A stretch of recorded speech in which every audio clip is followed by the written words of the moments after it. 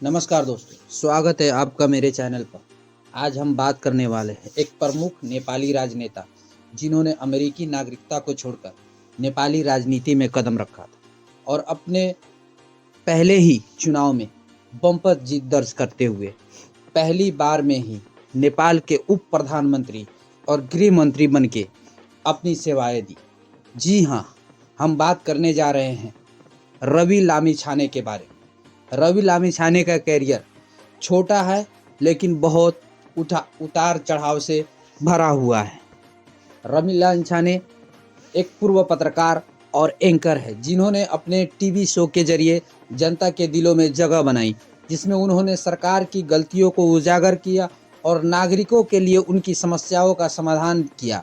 देश के बहुत सारे मुद्दों को उन्होंने अपने प्रोग्राम के जरिए उजागर किया और बहुत से मुद्दों को उन्होंने अपने टीवी शो के जरिए लोगों तक पहुंचाया और उसमें समस्या का समाधान करने की कोशिश की।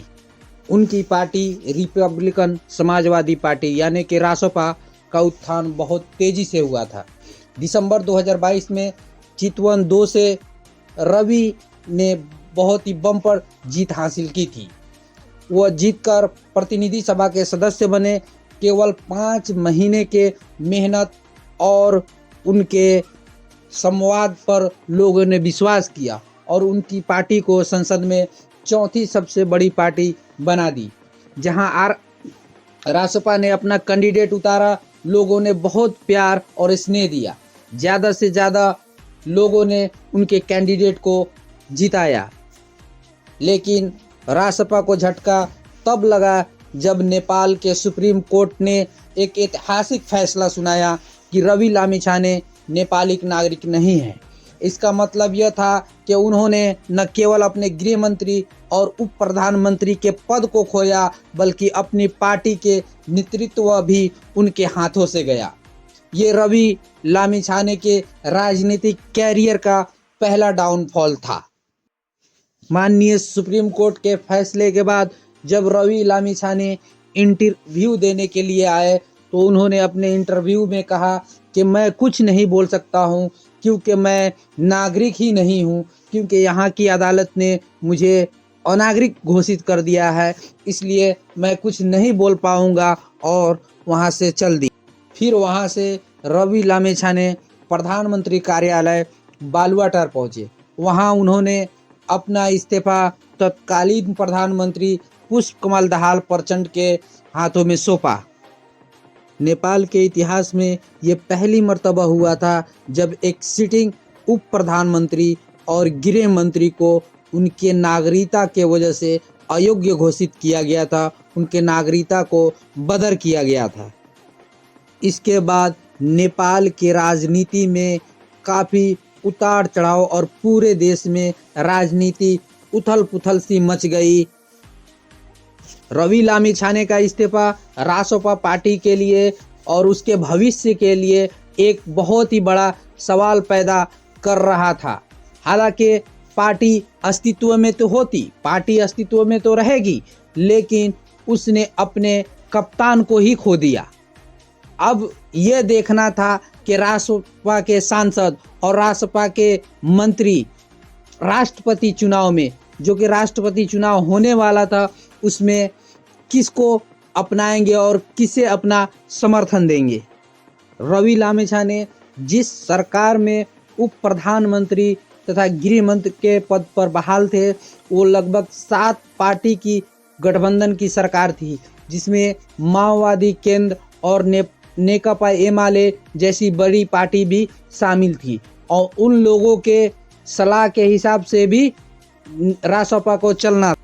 वहीं नेपाल की विपक्षी पार्टी जो कि नेपाली कांग्रेस, माओवादी नेता दाहाल और युमेल केपी ओली के बीच विश्वासहीनता का फायदा उठाकर गठबंधन में दरार डालने की कोशिश कर रही थी और नेपाली कांग्रेस राष्ट्रपति के चुनाव में अपना कैंडिडेट रामचंद्र पौडेल के बारे में उतारना चाह रही थी। नेपाल सुप्रीम कोर्ट ने जो रवि लामिछाने के नागरिकता को बदर करा दिया था, वो फैसला इतना बड़ा था कि वो जो सरकार चल रही थी 7 पार्टी के गठबंधन की, उसके भविष्य को भी हिलाकर रख दिया। सुप्रीम कोर्ट का ये फैसला कि रवि लामिछाने अब नेपाली नागरिक नहीं है, उनके सिर्फ पद को नहीं खा रही थी बल्कि जो सरकार चल रही थी उस सरकार का भविष्य भी खतरे में पड़ गया। वहीं सरकार के घटक दल में से एक प्रमुख नेकपा एमाले के सुप्रीमो केपी ओली का कहना था कि अगर राष्ट्रपति चुनावों में जो गठबंधन की पार्टियां हैं उसने राष्ट्रपति चुनाव में नेकपा एमाले को सहयोग नहीं किया तो इस सरकार को और इस गठबंधन को तोड़ देंगे। अब यह सवाल उठता है कि क्या लामिछाने इस फैसले के खिलाफ अपील करेंगे और चितवन 2 से जो उपचुनाव लड़ने का प्रयास करेंगे, या फिर उनका राजनीतिक भविष्य यहीं ख़त्म हो जाएगा। ये एक बहुत ही महत्वपूर्ण बिंदु है जो आने वाले दिनों में हमें दिखाई देगा। रवि लामिछाने का उत्थान और पतन नेपाल की राजनीति में एक बहुत ही बड़ा मोड़ साबित हुआ।